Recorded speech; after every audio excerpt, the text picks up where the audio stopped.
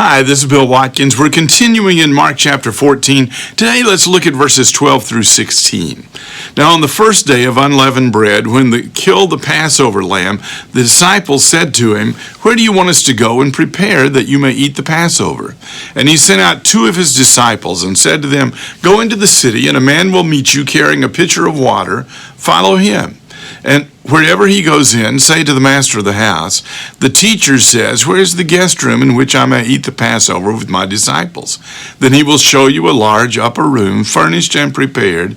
There make ready for us." So his disciples went out and came into the city and found it just as he had said to them, and they prepared the Passover. Jesus knew what he was going to do, and he knew who was going to make possible this place that they would receive the Passover.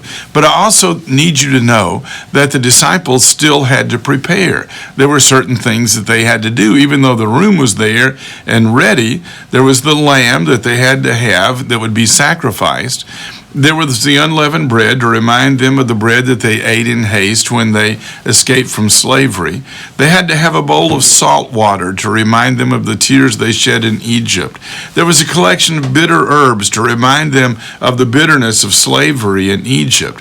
There was a mixture of apples, dates, pomegranates, and nuts in the days of Jesus that they would eat to remind them of the clay and the bricks that they had in Egypt.